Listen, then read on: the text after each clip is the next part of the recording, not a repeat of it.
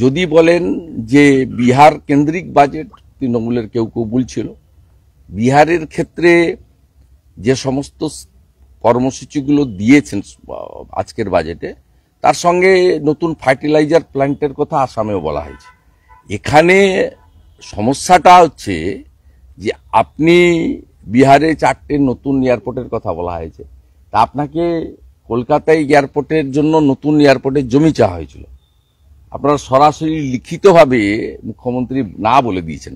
জ্যোতিরাদিত্য সিন্ধিয়া যখন মুখ্যমন্ত্রী ছিলেন, ভাঙড় এলাকাতে আরেকটি নতুন এয়ারপোর্টের জন্য আপনাকে বাগডোগরা এক্সপেনশনের জমি চাওয়া হয়েছে, আপনি না বলে দিয়েছেন।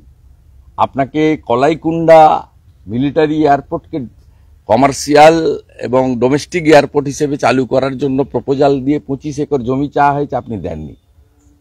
আপনাকে হাসিমারা এয়ারপোর্টকে পাবলিককে, জনগণকে ইউজ করার জন্য কমার্শিয়াল ফ্লাইট, ডোমেস্টিক ফ্লাইটের জন্য 37 একর জমি চাওয়া হয়েছে, আপনি দেননি।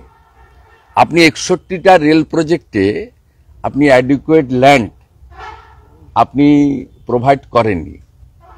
তো স্বাভাবিকভাবে যে সমস্ত স্টেট গভর্নমেন্ট আসাম জায়গা দিয়েছে, তাই ওখানে নতুন একটি ফার্টিলাইজার বড় ইউনিট হচ্ছে।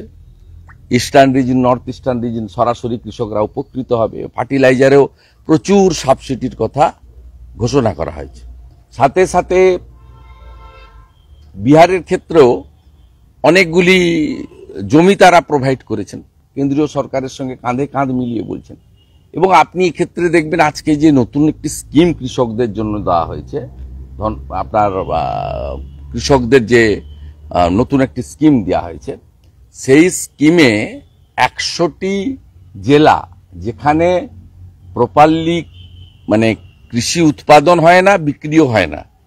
আমাদের পশ্চিমবঙ্গের তো কমপ্লিটলি যেটাকে আপনার পশ্চিমাঞ্চল বলা হয়, পশ্চিম বর্ধমান থেকে শুরু করে বীরভূমের একটা বড় অংশ থেকে শুরু করে বাঁকুড়া, পুরুলিয়া, ঝাড়গ্রাম, পশ্চিম মেদিনীপুরের একটা অংশ এদিকে, এবং নর্থ বেঙ্গলেরও কিছু কিছু জায়গা আছে, আপনার আলিপুরদুয়ার দিকটা বা কালিম্পংয়ের দিকটা। সেই সব জায়গার ক্ষেত্রে এই স্কিমে 1,70,00,000 কৃষককে সরকার পূর্ণ দায়িত্ব নিতে চাইছেন এই 100টি জেলাতে।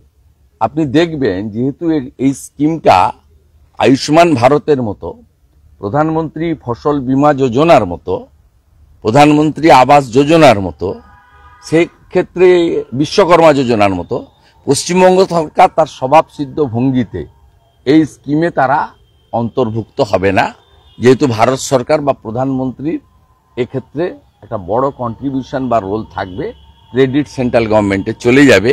তাই এদের যে এই নেগেটিভ অ্যাটিচিউড, নেগেটিভ অ্যাক্টিভিটিস, তার জন্য এই সমস্যাটা পশ্চিমবঙ্গের মানুষ ফেস করছে।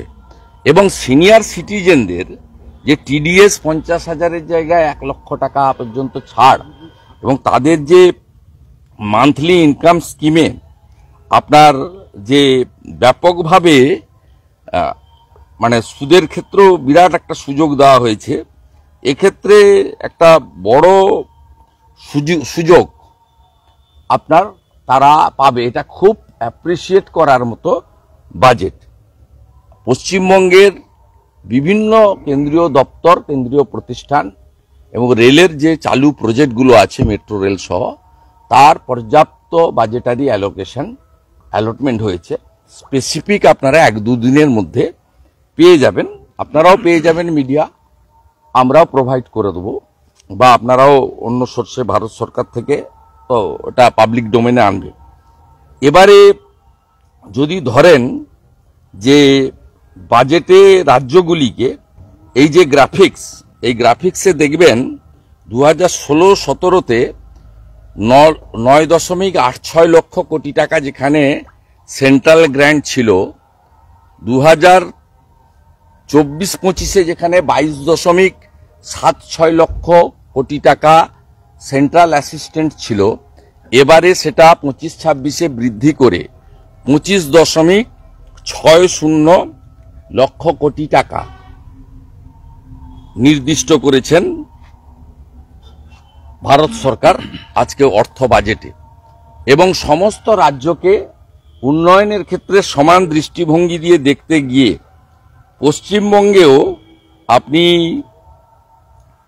Statement showing state wise distribution of net proceeds of union taxes and duties for B 25-26, এক্ষেত্রেও গ্র্যান্ড টোটাল যদি পশ্চিমবঙ্গের ক্ষেত্রে দেখেন তাহলে দেখবেন 1,07,000 কোটি টাকার বেশি আপনার এখানে এই গ্র্যান্ড টোটালের ক্ষেত্রে এখানে